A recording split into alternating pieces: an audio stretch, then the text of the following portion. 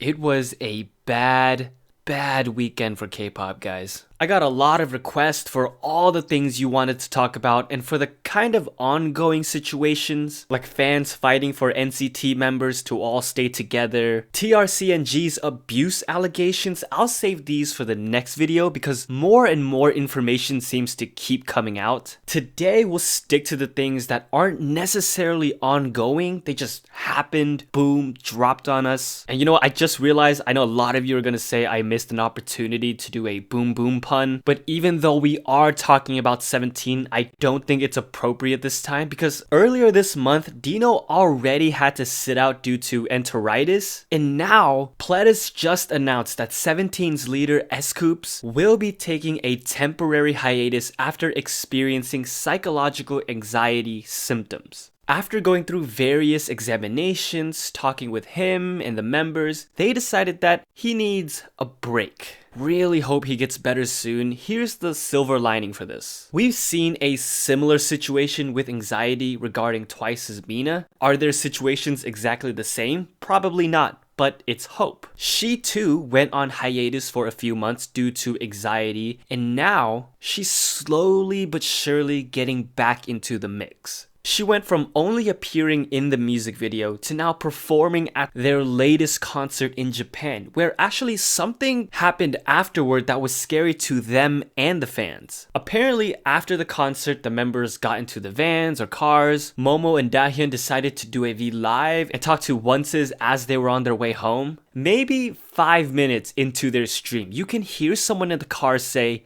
"They followed us." The girls looked surprised, maybe scared, but were trying to mask it as the person explained it may have been because the light in the car was on in order for them to do the live, which in turn made it easier for these people to track and tail them. Was it people they just noticed or someone they already had an eye on? It's really not clear. Dahyun quickly and sadly said they had to stop the live, and Momo ended it by saying, "Please don't follow us." Can you imagine watching that and them abruptly ending the live with the words, "Please don't follow us"? That would leave me so uneasy for the rest of the day or night, not knowing how things are about to pan out for them. You know, stalkers, paparazzi, crazy fans aren't uncommon in, say, Western celebrity culture. But it seems like the sasaengs situations are on another level when it comes to K-pop. That's not to say there aren't situations in the West that are uncommon elsewhere. School shootings, I'm sure they happen everywhere, but we hear about them much more often in the States. And when Kyla returned to high school after Pristin disbanded, she even said that was something she was concerned about.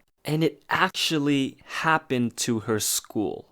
There were reported to be at least 5 victims, with 3 students in critical condition. That may or may not have changed since. What we do know is that Kyla and all of her friends are safe. Luckily, the suspect is currently in custody. I saw a lot of comments from people outside of the US talking about how foreign of a concept this is and asking, why does it happen? Why is this so prevalent over here? I don't know.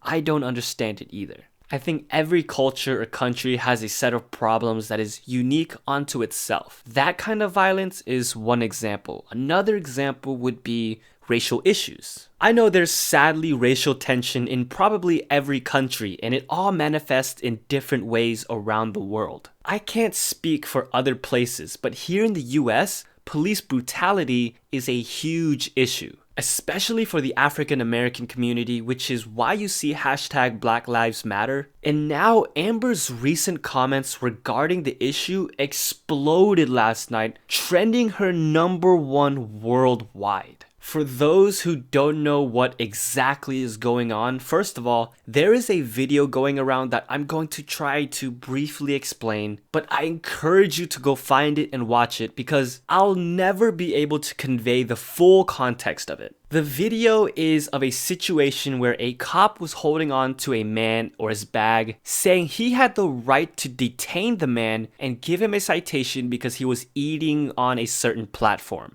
And apparently it was a violation of a California law. They sell food around this area, by the way. The man argued that the cop was singling him out of all the other people, and the cop just kept saying, "Because you're eating." The man kept arguing that he wasn't doing anything wrong. The person recording the video even said there was no sign or rule established, which then the cop made the decision to arrest the man because he quote unquote was resisting arrest. When if you watch the video, he was really just trying to argue his case. He wasn't running away, he wasn't being aggressive. Eventually, for some reason, multiple officers came to escort this one man away in handcuffs. These videos went viral. Lots of people are obviously upset, with headlines going around that the officer detained a black man for eating a sandwich. Again, please watch the video for a full understanding of the situation.